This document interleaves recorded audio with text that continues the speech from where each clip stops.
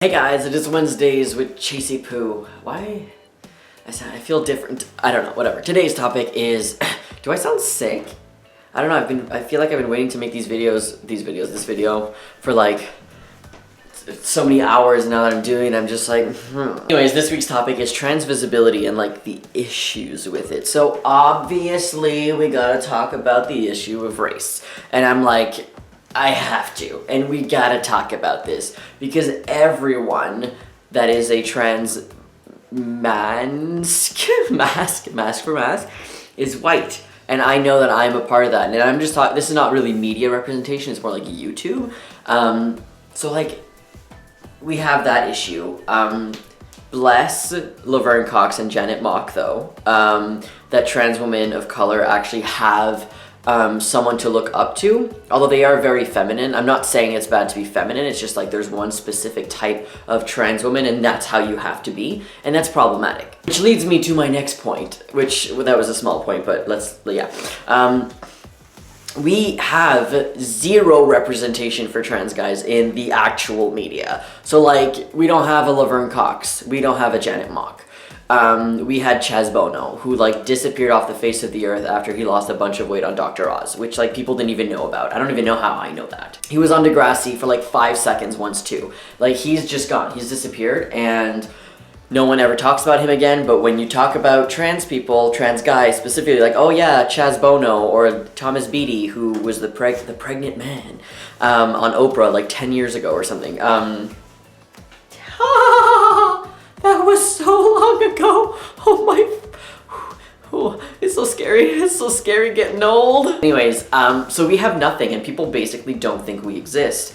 I don't know if that's a bad thing. I don't know if it's a good thing, but I hate it. And it sucks that when people are like, wait, so you want to be a girl? You're a trans woman? People don't understand that trans guys exist. And that's like really bad. And so this brings me on to my next point of Caitlyn Jenner. I have to. We have to. You can't talk about a video about trans representation without talking about Caitlyn Jenner.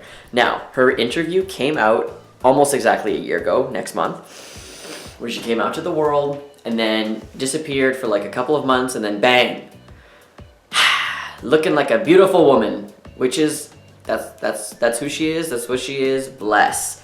I'm not saying her process is like wrong or that she's not trans. I'm not saying that at all. I'm just saying it gives the impression that surgery is an in and out type of deal. Like, you go into the hospital and you have the surgery, which turns your body completely into a woman, and then you come out and you're just like, yeah, my life is good.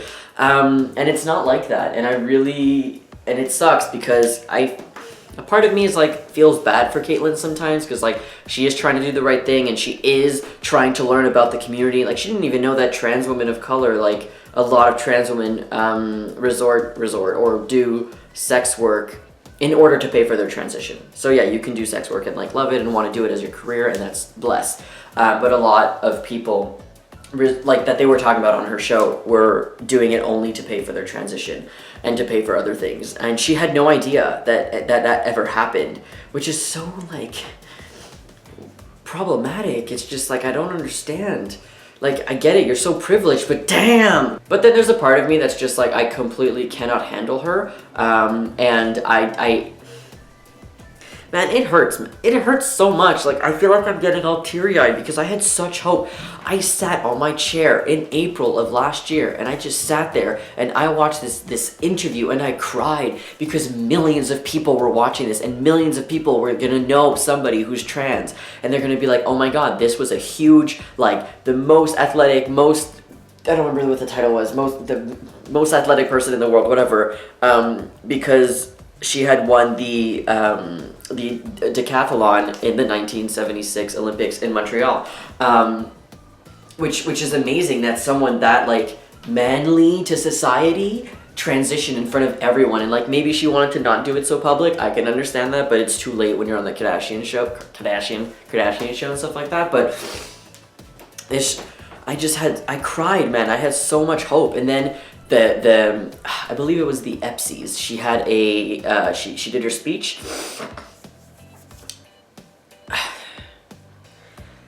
I was watching it live with my roommate Ash, and I had tears in my eyes. I literally cannot believe the things that she was saying. She was talking about trans women of color being murdered, and poverty and homelessness and like the privilege, and I was like blown away. And then when you watch the I Am Kate show, you realize that she became close to she tight-knit group of trans women who like told her all these things, and she was learning, and I was so happy. And then it happened. You know it. She started spewing some stuff, which is like, sure, you can have an opinion, but when the entire trans like community depends on your representation, we're not asking you to be our representative right now, but you are just because you were thrown into it. She says things like the hardest part of being a woman is to put on a dress or picking your clothes. Look, it might have been taken out of context. I get it. She might have just been joking around. Cool. But it just... okay, also her loving Ted Cruz, and like saying that the Republicans would do more for women's rights than Hillary or something. Like, yo, there's nothing wrong with being a Republican. I'm not gonna judge anyone. I'm not even American, okay?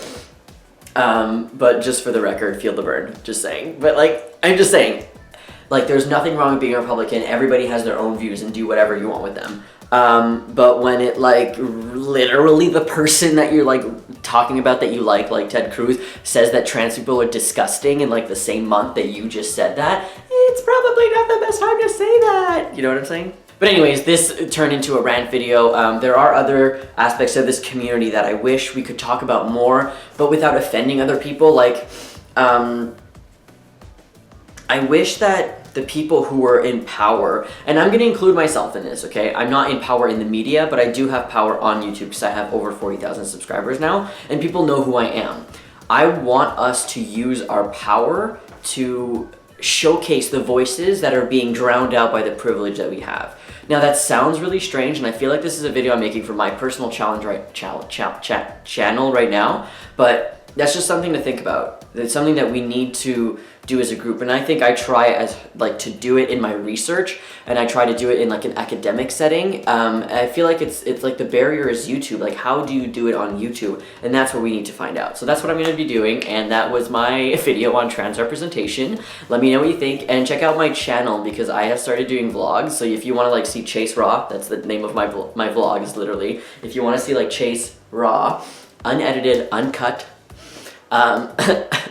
just watch those videos. It's, I don't know, I'm gonna say it, it's hilarious just because there's always people around me and we just like laugh a lot. Anyways, whatever. All right, have a great week. I will see you soon, and bye. Oh, also, I don't even know why. Go check out our Indiegogo page if you want to buy a t-shirt, a Transtastic shirt. We have 5 different designs this year, and they are fantastic, and they are Transtastic. Have a great week. Bye.